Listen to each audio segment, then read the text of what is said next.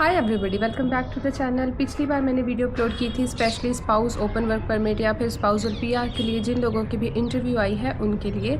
तो उस वीडियो में बहुत सारी बातें रह गई थी जो कि मैंने बतानी थी और मैं नहीं बता पाई क्योंकि वो उस टाइम मैं जस्ट इंटरव्यू देकर ही आई थी। तो जी मैं बात करने लगी हूँ स्पाउसल इंटरव्यू की। अगर आप इंटरेस्टेड हैं, आपके किसी भी फैमिली मेम्बर का वीज़ा या के लिए इंटरव्यू आया है या फिर यूजुअली इंटरव्यू का रीज़न जो है वो हो सकता है कि यार क्या पता आपकी कोई इंटरकास्ट मैरिज हो या फिर आपकी कोई रिलीजन के डिफरेंस हो, कंट्री डिफरेंस हो या फिर आपकी कोई सेकंड मैरिज हो, डिवोर्स हो। तो ये सब रीज़न्स होते हैं मोस्ट ऑफ, या फिर आपका एज डिफरेंस हो सकता है इस वजह से। और उनका रीज़न ये भी होता है कि यार 2024 की अब के मामले में मतलब 2 साल पहले फ़ाइल लगाई हुई है, क्या अभी तक ये लोग एक दूसरे के साथ टच में हैं या नहीं हैं। तो स्पेशली यही रीज़न होते हैं। इसके अलावा जिसने मेरी पिछली वीडियो नहीं देखी हुई उसमें मैंने ऑलरेडी आपको बहुत टिप्स एंड ट्रिक्स दिए हुए हैं, जो कि मेरा एक्सपीरियंस था, मैंने वो भी शेयर किया हुआ है। उसके बाद आपको सिर्फ जाना है 15 मिनट पहले। बहुत सारे लोग हैं जो 2 घंटे पहले पहुंच जाते हैं, 3 घंटे पहले पहुंच के इंतज़ार कर लेंगे। ऐसा नहीं है कि अगर आप जल्दी पहुँच जाओगे तो आपका जल्दी इंटरव्यू होगा।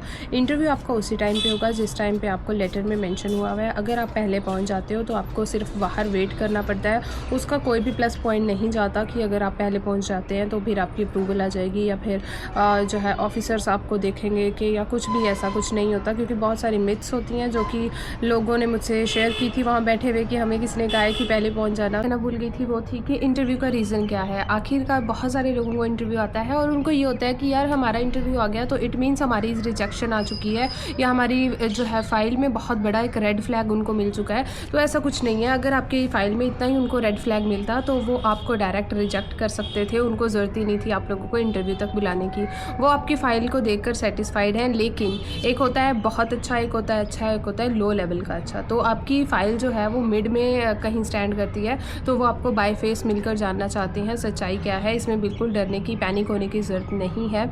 मेरे भी दिल में यही क्वेश्चन था कि भाई अब होगा क्या, इंटरव्यू के लिए बुला लिया है तो ज़रूर कुछ ना कुछ बुरा होने वाला है या फिर मुझे जाकर जो है मैं कैसे एक्सप्लेन कर पाऊँगी। क्योंकि चाहे हमारा रिश्ता कितना भी रियल हो लेकिन इतनी डेट्स, इतनी डिटेल्स किसी को भी याद नहीं होती हैं। एक और चीज़ जो मैं रेकमेंड करना चाहूँगी वो है कि अपना आईडी कार्ड ज़रूर लेकर जाइए। आपके पास अपना पासपोर्ट तो होता है लेकिन ट्राई कीजिए अपना आईडी कार्ड भी लेकर जाने की। क्योंकि अगर आपके पास आईडी कार्ड रहता है तो आप उनको इंटरव्यू वालों को दे सकते हो, बाहर रिसेप्शनिस्ट को दे सकते हो, जिसकी वजह से वो आपको एक लॉकर प्रोवाइड कर देते हैं, जिसकी वजह से आप अपने इलेक्ट्रॉनिक्स सेफली वहाँ पर रख सकते हो और आपको चाबी मिल जाती है, जो कि आप कभी भी अपनी चाबी लेकर अपना लॉकर यूज़ करके उनको बाहर निकाल सकते हैं जब भी आपका इंटरव्यू डन हो जाएगा। अब बात करते हैं उस डाउट की जो कि सबको होता है कि क्या हमें डॉक्यूमेंट्स लेकर जाने चाहिए आखिरकार, क्योंकि वहाँ पे जो है इंटरव्यू होता है तो हमें किन डॉक्यूमेंट्स की ज़रूरत होती है। तो सबसे पहले बहुत लोगों को ये होता है कि हम फ़ोन लेकर जाएंगे, फ़ोन में ही हमारी सारी डिटेल होती है तो फ़ोन वो बाहर ही सबमिट कर लेंगे, फ़ोन वो आपका अंदर ही नहीं जाने देते। उसके अलावा आप सभी डॉक्यूमेंट्स जो है वो प्रिंट कर लेकर जा सकते हैं। ये ज़रूरी नहीं है कि आपने जो सभी डॉक्यूमेंट्स अपनी फ़ाइल में लगाए हैं वो आप सारे ही प्रिंट करके ले जाओ। जो फ़ाइल में ऑलरेडी सबमिट हो चुके हैं, जब आपने फ़ाइल अपलोड की थी, वो डॉक्यूमेंट्स ले जाने की ज़रूरत नहीं है। उसमें से आप कोई डॉक्यूमेंट्स लेकर जा सकते हो जो कि बहुत ज़रूरी है, जैसे कि आपका मैरिज सर्टिफिकेट हो गया। उसके अलावा आपकी जो है मेन मैरिज की फ़ोटोग्राफ्स हो गई, ये चीज़ें आप लेकर जा सकते हो। लेकिन इसमें से सारे डॉक्यूमेंट्स आप मत लेकर जाइए। आप जो है ये इतने ज़्यादा डॉक्यूमेंट्स कैरी करने की कोई ज़रूरत नहीं है क्योंकि वो नहीं देखते हैं।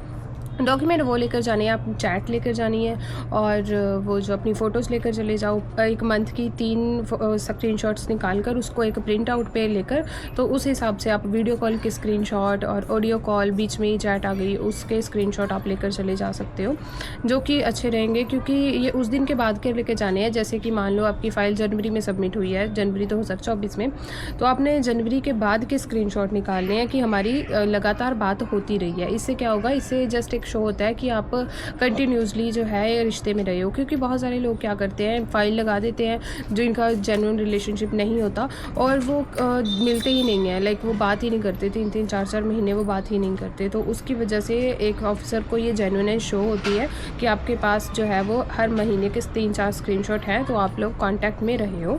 इसके अलावा आप फ़ोटोज़ लेके जा सकते हो। फ़ोटो सिंपल वाले पेज पे नहीं आएंगी, आप प्रिंट आउट वाली दुकान पर जब जाओगे उनको बोलना कि फ़ोटो शीट वाले हमें पेपर पे A4 साइज़ का पेपर होगा, उस पे हमें 4 फ़ोटोज़ पर पेज पे निकाल के दे दे, 5 फ़ोटोज़ पर पेज के, जितनी भी आपकी क्लियरिटी आती है, 4 या 5 इनफ होती हैं।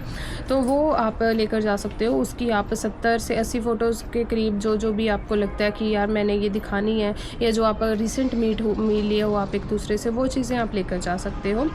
इसके अलावा आपको डेट्स याद करनी है, ज़रूरी है ये डेट्स याद करना, क्योंकि वो सीधा आपसे यही पूछेंगे कि भाई लाइक कौन सी डेट को क्या हुआ था, फ़र्स्ट टाइम कब मिले थे, शादी कब हुई थी। तो ये पुट्ठा सीधा करके भी पूछ सकते हैं, उसमें उलझना नहीं है।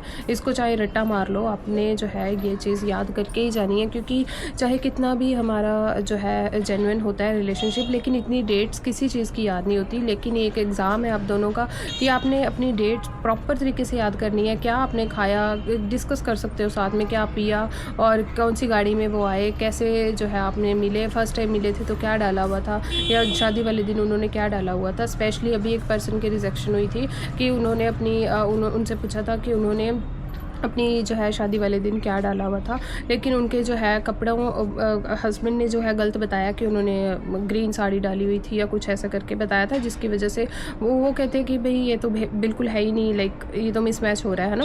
और ट्राई कीजिए, जो अपना फॉर्म है IMM 532 है आई थिंक, है ना, जिसमें आपने प्रॉपर इन्फॉर्मेशन जो है दी हुई है, उसको जो है प्रॉपर तरीके से आप पढ़ लीजिए कि उसमें क्या इन्फॉर्मेशन दी हुई है। इंटरव्यू जो होगा उसी से मैच करता हुआ होगा। इसके अलावा कोई भी बाहर से आपको बातें नहीं पूछेंगे, कुछ भी ऐसा नहीं पूछेंगे कि जो आउट ऑफ टॉपिक होगा। बिल्कुल जो आपने ऑलरेडी सबमिट किया हुआ है, अगर आपके किसी एजेंट ने आपकी फ़ाइल लगाई है तो उनको बोलो कि आपको फ़ाइल की कॉपी डाउनलोड करके वो दे दे, ताकि आप लोगों को कोई भी प्रॉब्लम ना हो। इसके अलावा जी आप अपने डॉक्यूमेंट्स में उनके नाम ऐड करवा सकते हो।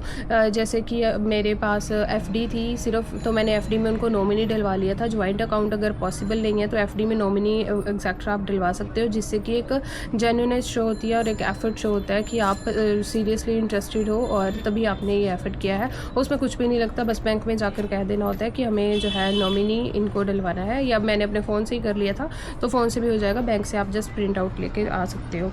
तो जी इसके बाद अपना जो है आपने नेचर पोलाइट रखना है ज़्यादा से ज़्यादा। वो कई बार वैसे तो होता नहीं है कि वो कुछ ऐसा करते हैं कि आपको पैनिक करने की कोशिश करते हैं, लेकिन आपने अपनी तरफ से पोलाइट नेचर रखना है। कोई भी ऐसी बात नहीं करनी जो कि एक रेड फ्लैग शो करे।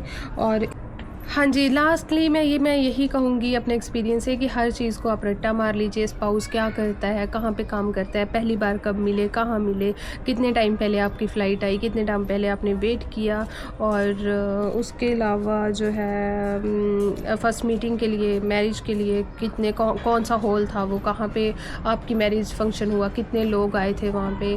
और इसके अलावा बहुत ज़्यादा क्वेश्चन होते हैं छोटे छोटे जो कि वो पूछ सकते हैं। मतलब इतने वो क्वेश्चन नहीं पूछते, लेकिन टू बी सेफ़ आप लोगों को सारे क्वेश्चन आने चाहिए, क्योंकि हमें नहीं पता वो किस चीज़ के बारे में कब पूछ लें। तो इट्स बेटर टू नो, वहाँ पे ब्लैंक होने से अच्छा है बंदा अच्छे से तैयारी कर ले। किसी को भी क्वेश्चन की लिस्ट चाहिए हुई, जो भी लोगों को आए हैं मेरे पास, वो सारी क्वेश्चन की लिस्ट पड़ी है लिखी हुई, मैं उसको जो है व्हाट्सअप मैसेज या फिर कैसे भी करके कर दूँगी। आप मुझे कॉमेंट सेक्शन में बता सकते हैं, या फिर मैंने अपना इंस्टाग्राम का लिंक दिया हुआ है, आप मुझे वहाँ पर जाके DM कर सकते हैं। वीडियो थोड़ी सी भी हेल्पफुल लगी हो, थोड़ी सी भी आपको अच्छी लगी हो, तो आप इसके लाइक कर सकते हैं। इससे मुझे मोटिवेशन मिलेगा, मैं आगे भी जो मेरे साथ एक्सपीरियंस होंगे वो शेयर करूँगी। और thank you so much for watching this video. Bye bye, मिलते हैं नेक्स्ट वीडियो में।